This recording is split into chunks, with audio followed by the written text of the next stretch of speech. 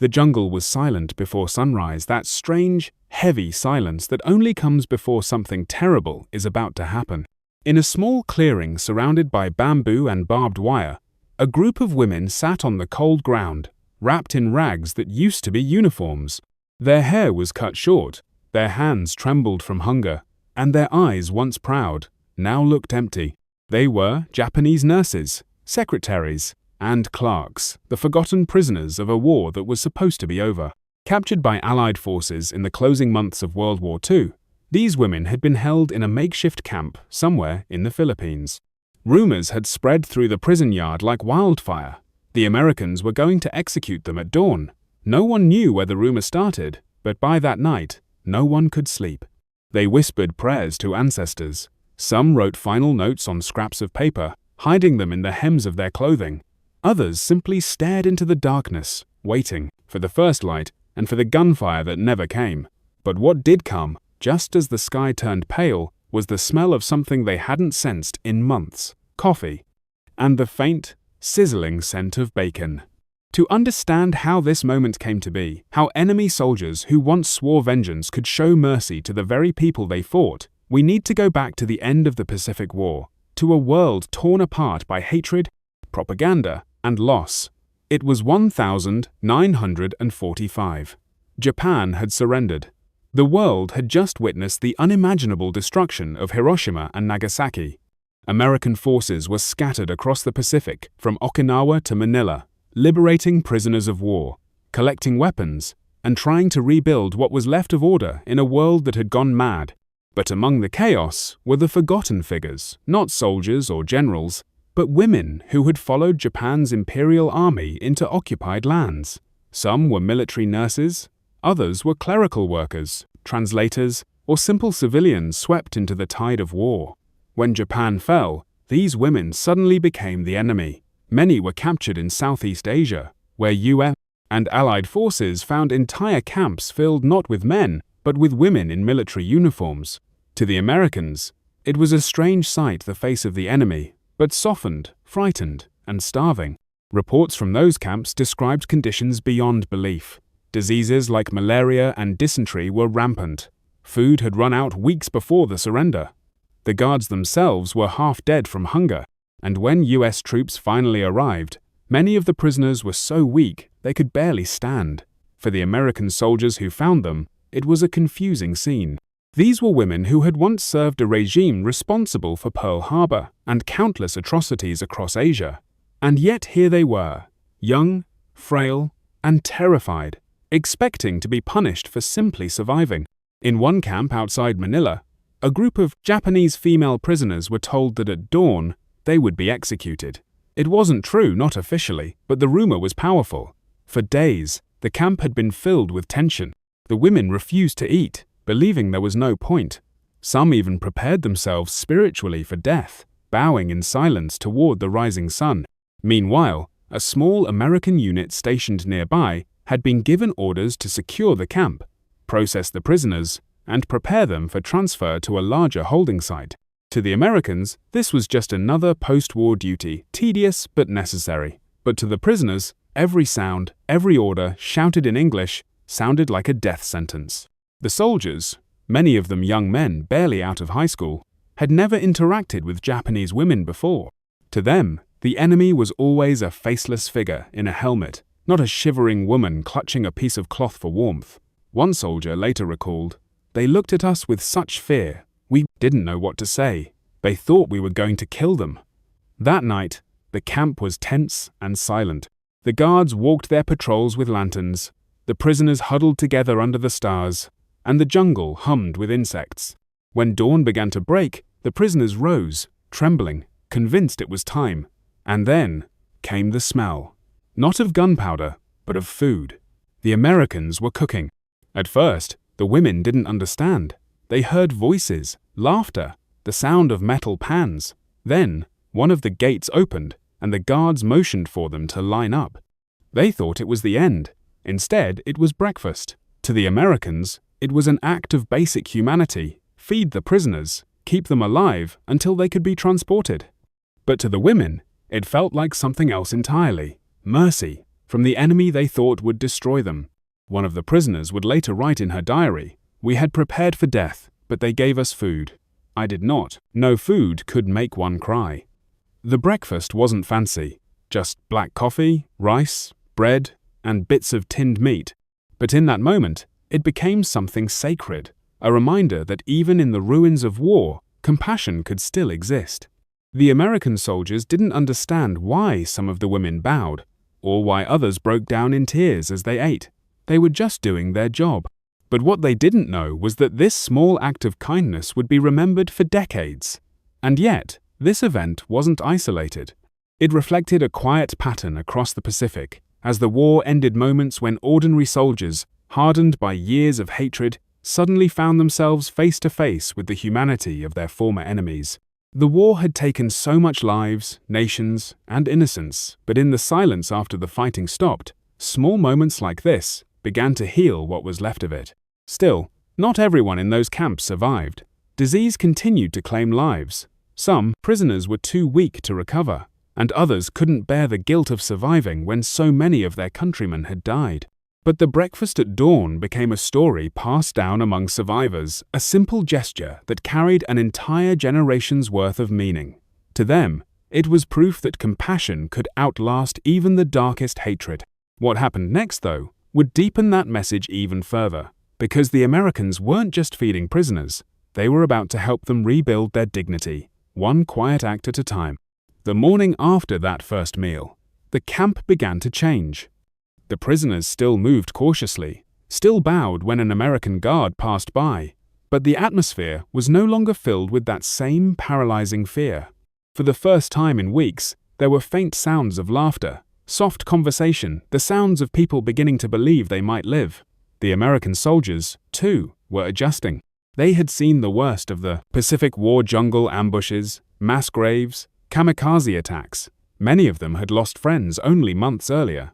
Yet here they were, feeding and protecting those who had once served the enemy. To some soldiers, it felt strange, even wrong, but most of them, young men far from home, simply saw human beings in need. They couldn't look at these starved faces and feel hatred anymore. They brought water, helped treat wounds, and even shared cigarettes and chocolate rations.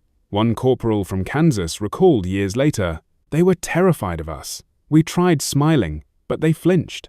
Then one morning, I gave one a biscuit, and she smiled back." That was the first time I realized the war was really over. Many of the women prisoners had been trained to believe that Americans were monsters, that capture meant torture or death. Japan's wartime propaganda had dehumanized Allied troops to the point where surrender was considered worse than suicide. That's why some of the women refused food at first, thinking it was poisoned. It took days for trust to form, but gradually, both sides began to see something they hadn't seen in years: each other's humanity.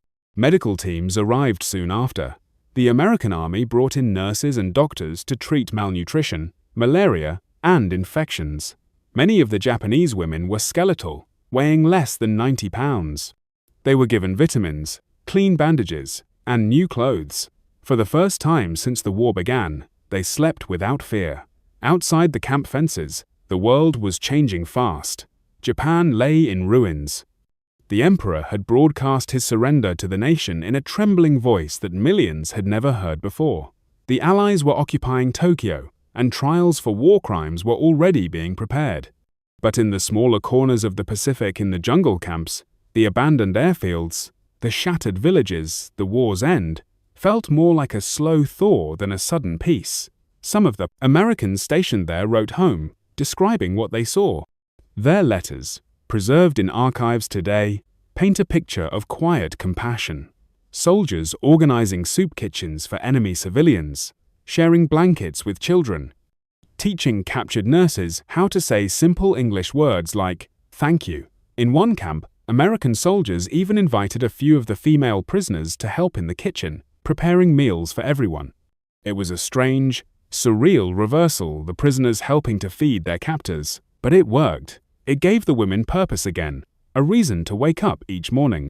One diary entry from a Japanese nurse named Aiko reads, "They gave me an apron and asked me to cook rice. I was trembling, but when they tasted it and said good, I wanted to cry." I was still a person. These small interactions became the seeds of understanding that would later define the US-Japan relationship after the war. Because while governments debated surrender terms in tribunals, the true peace was being built quietly through acts of kindness between former enemies in places the history books often overlook. But there's a darker side to this story too. Not every camp saw mercy. In some areas, confusion reigned, supplies were short, tempers high, and mistrust ran deep. A few Japanese prisoners were indeed executed not by official orders, but in chaotic clashes or acts of vengeance by local forces still nursing their wounds. The miracle of the breakfast at dawn stands out precisely because it wasn't the norm, it was the exception. It reminds us that decency, even in the aftermath of horror, depends entirely on the choices of individuals. And the men who made that choice to cook instead of kill changed the course of dozens of lives forever. In later interviews, some of the Japanese women spoke about that moment as a spiritual awakening. They had expected punishment, but instead, they were given a chance to live, to return home, and to rebuild. One said, "When I bit into that bread, I tasted forgiveness." In Japan, after the war, many of these former prisoners kept silent about their experience. They returned to a homeland filled with grief, shame, and devastation. Some were widows, others had no families left. The war had taken everything. But they carried that memory that strange morning when the enemy brought breakfast instead of bullets, as proof that compassion could still exist in a broken world. Meanwhile, the Americans who had been there didn't think much of it. To them, it was just another duty completed, another box checked, before being shipped home. But when they were later asked what moments from the war stayed with them the longest, many mentioned that morning. One sergeant said, "I'd seen death every day for years, but that morning, when we gave them food and they cried, it felt like we were finally human again." There's another fascinating layer to this story, how it reflected the broader American effort to rebuild Japan rather than destroy it completely. While Europe was divided and punished, the US took a different approach in Asia. Under General Douglas MacArthur's leadership, Japan was not crushed into the ground. Instead, it was guided toward reconstruction. Schools reopened, women gained voting rights, soldiers who had once guarded prison camps were retrained as civil workers. And in the background of all this sweeping political change were countless small moments like that breakfast, where the seeds of trust were quietly planted. Historians often say wars end when the fighting stops. But that's not true. Wars end when hatred fades, when people who once saw each other as monsters realize they share the same human hunger, the same tears, the same heartbeat. That morning, in a camp hidden somewhere in the jungle, that realization happened between a handful of starving women and a group of young American soldiers. They didn't share a language, they didn't share a flag, but they shared bread. And sometimes, that's all it takes to change the course of history. Even decades later, surviving witnesses would still remember every detail: the heat of the sunrise, the smell of bacon and rice, the nervous laughter as they were handed tin cups of coffee. It wasn't a grand event, but it became a symbol. The world may have seen generals signing treaties and armies marching home, but for the women who survived that camp, peace began with breakfast. Yet the story doesn't end there, because in the months that followed, a deeper connection would form, one that went beyond compassion and turned into genuine friendship. And decades later, an unexpected reunion would prove that forgiveness, once given, can last a lifetime. Months passed, and the jungle camp slowly began to dissolve into memory. By early 1946, most of the Japanese prisoners, including the women who had once braced for death, were repatriated. The journey home was long and uncertain. They boarded American ships with mixed emotions: gratitude, guilt, and fear of what awaited them in Japan. When the ships reached Yokohama, the women stepped onto a homeland they barely recognized. Cities had been flattened, families were gone. The air itself carried the scent of ash and loss. They had survived, but survival didn't feel like victory. It felt like a quiet question: what now? Among them was a woman named Michiko, a former nurse from Nagasaki. She had spent 8 months in the camp where the breakfast miracle took place. She returned to Japan with a small notebook she'd kept hidden under her clothes, filled with diary entries about the war, the camp, and that morning when she thought she would die. She would later say that the moment she was handed food by an American soldier was when her idea of enemy began to disappear. For years, she never spoke of it publicly. Post-war Japan was a nation in mourning, proud, wounded, trying to rebuild its dignity. Many former prisoners felt ashamed to admit they had lived, while so many soldiers had perished. But as time passed and peace deepened, stories like hers began to resurface not as tales of surrender, but as proof that even after war, humanity can survive in unexpected places. Decades later, in the 1972nd, one of the American soldiers who had served at that camp, a man named Robert Hayes, found an old photograph in a storage box, a faded black and white image showing a group of Japanese women lined up at dawn, receiving breakfast from smiling American soldiers. He had forgotten it was even taken. But when he held it in his hands again, he remembered the smell of the jungle, the nervous silence, and the moment one of the women had bowed so deeply she nearly touched the ground. Moved by memory, he decided to find out what had happened to them. Through veteran associations and post-war archives, he traced records that eventually led him to Japan and to Michiko. She was in her 60s then, living quietly in Nagasaki, volunteering at a local hospital. When they finally met, it was not dramatic, no tears, no speeches, just two old people sitting across from each other, both carrying the ghosts of a war they had never truly left behind. Robert offered her the old photograph. Michiko stared at it for a long time, her eyes glistening. Then she smiled a soft, tired smile that seemed to hold an entire lifetime inside it, and said in broken English, "I remember this morning. They shared tea." Not as enemies or even as former prisoners and guards, but as two survivors who had, in their own ways, carried the same burden, the weight of what war does to the human heart. That photograph would later appear in a small museum exhibition about reconciliation in post-war Japan. The caption beneath it read, "The morning we learned that mercy was stronger than hatred." It's easy, in history, to focus on battles, on the victories, the losses, the strategies. But the real measure of humanity often reveals itself in the quiet aftermath, when guns fall silent and people must decide what kind of world they want to rebuild. That breakfast at dawn wasn't just food. It was a message, one that said the cycle of vengeance could stop right there, in that clearing, among people who had every reason to hate each other but chose not to. It's a story that continues to echo even now, decades later, whenever former enemies shake hands, whenever nations once divided share a table, whenever compassion replaces violence. And perhaps that's why this small, forgotten event still matters today, because it reminds us that peace isn't built by treaties alone, it's built by choices, by soldiers deciding to cook instead of kill, by prisoners daring to hope instead of hate. As the sun rose that morning in the Philippines, those women thought they would face execution. Instead, they were given something much more powerful than death, the chance to live, and to remember that mercy could still exist in a world of ashes. Michiko's diary ends with a final line that captures the heart of it all. She wrote, "They did not give us bullets. They gave us bread. And I learned that morning that even enemies can be kind."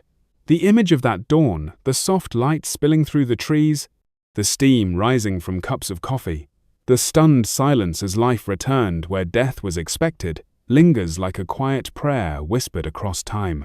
It's a reminder that in the ruins of war, sometimes the simplest acts, a meal, a smile, a moment of understanding, can rebuild what hate tried to destroy.